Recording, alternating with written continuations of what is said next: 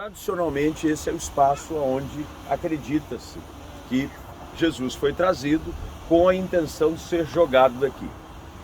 Mas há uma história aqui que a gente consegue perceber por detrás desses detalhes. Primeiro, é de que Jesus volta para a sua terra de criação. Jesus nasceu em Belém, mas ele foi criado em Nazaré, por isso que ele é chamado de Jesus de Nazaré, Jesus o Nazareno. Quando ele lê o texto de Isaías 61, ele simplesmente choca aqueles que ali estão, porque dizendo, como assim cumpriu-se a escritura? Nós conhecemos seus pais, você é filho do carpinteiro. Como que alguém que a gente conhece tão comum pode ser o Messias?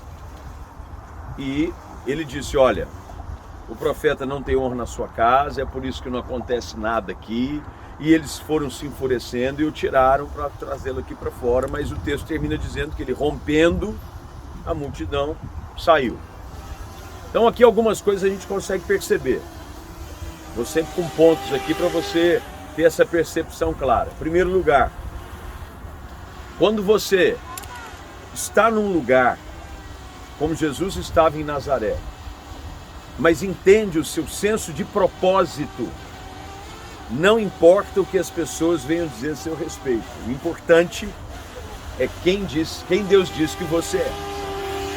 Tem muita gente que, por causa da situação das pessoas ao redor, não acreditando em você, mas você, quando você tem clareza do seu senso de propósito, tudo certo, não tem problema.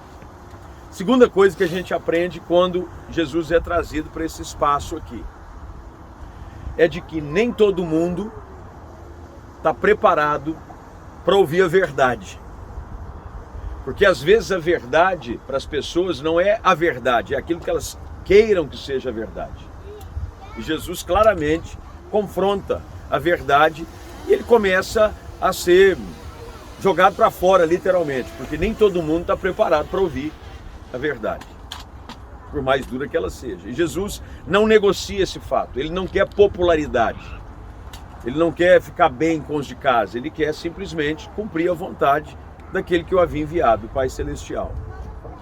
Mas em terceiro lugar, quando Jesus é trazido aqui, é interessante de que as pessoas tentam, pelo menos têm a intenção de lançá-lo daqui de cima, mas o texto que nós lemos, o Aguinaldo leu, Jesus passa pelo meio delas, e ele sai. E a gente aprende aqui uma lição fantástica, de que o que prevalece na vida de alguém que está seguindo o seu propósito, lembre-se que eu disse, eu tenho um senso de propósito, eu sei para que Deus me chamou, eu sei quem eu sou, é de que nada, nenhum plano contra você vai se cumprir, porque Jesus havia nascido para ser levado ao Calvário, ele sabia disso, ele falava isso para os discípulos. É necessário que o Filho do Homem morra, seja crucificado, mas ao terceiro dia ele ressuscite. Jesus sabia o seu propósito, ele sabia que por mais que as pessoas quisessem fazer mal a ele, não iam conseguir. Porque o que prevalece na vida de quem está ligado ao propósito de Deus é a vontade de Deus. Podem tentar te lançar de montes como esse, precipício abaixo, mas se você estiver vivendo no centro da vontade de Deus, como diz o salmista, nenhum mal te atingirá, nenhuma praga chegará à sua tenda. Tentaram, vão tentar várias vezes nos jogar de alguns precipícios. Quantas vezes já não tentaram puxar tapete? Não tentam de alguma forma acabar com a sua história, não acreditar naquilo que você vive, o seu propósito. Mas se você estiver vivendo no centro da vontade de Deus, você vai poder passar pelo meio da multidão e ninguém vai encostar a mão, porque o que vai se cumprir na sua vida é a vontade de Deus. Por isso que viver no centro da vontade de Deus é o segredo para tudo na vida. Quando eu vivo no centro da vontade de Deus, as pessoas podem querer vir contra mim, me colocar no alto do monte, me jogar de cima, mas eu vou ter autoridade em Deus e também vou ter o propósito em Deus para romper por meio delas. E ninguém pôs a mão nele. Por quê? Porque a vida de Jesus havia chegado para cumprir o propósito de Deus. Ele sabia disso. Ele sabia disso. E os discípulos, e lembre-se, ele estava cercado pelos seus discípulos. E os discípulos admirados olhavam dizendo: vão matar ele agora. Jesus, relax. Pressão, sabe aquele negócio? Ah, confusão. Dá licença que eu preciso passar, porque eu sei qual é o meu propósito.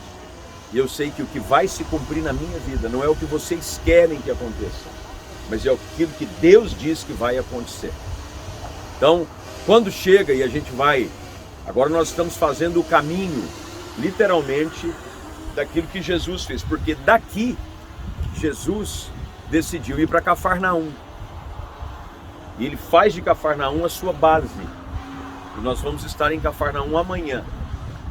E vocês vão entender isso. De que esse trajeto que a gente está fazendo. Entramos agora no norte de Jerusalém, de Israel, conhecendo aqui o lugar onde ele foi criado e de onde ele deu início ao seu ministério. Há uma cidadezinha aqui perto, entre Nazaré e Cafarnaum, que é chamada Caná da Galileia, aonde ele fez o seu primeiro milagre. Ele transformou água em vinho. E ele ainda não havia dado início ao seu ministério público. Ele havia sido convidado pela sua mãe, junto com alguns discípulos, para participar desse casamento. E aí a gente vai fazer esse roteiro agora. E a partir de hoje, amanhã, a gente vai fazer o caminho até Jerusalém, para o cumprimento do propósito que Deus tinha para a vida dele. Então, saia daqui com essa lição. A sua vida não vai acabar sem que o propósito de Deus se cumpra. É isso que você tem que aprender nesse monte, desse precipício. A história que Deus tem para a sua vida vai se cumprir. Sua vida não vai acabar, sua história não vai acabar antes que o propósito de Deus se cumpra. Trouxeram-no aqui para lançá-lo daqui de cima, mas ele rompeu a multidão. Aprenda isso. Se você puder levar essa lição aqui de Nazaré, desse alto do monte do precipício, é essa lição. A minha história não vai acabar enquanto os sonhos de Deus não se cumprirem, enquanto as promessas de Deus não se cumprirem, enquanto o plano de Deus não se cumprir. Você vai poder passar pelas multidões, você vai poder enfrentar os que te perseguem, você vai poder atravessar aqueles que querem te jogar para baixo, até que a vontade de Deus se cumpra na sua vida plenamente.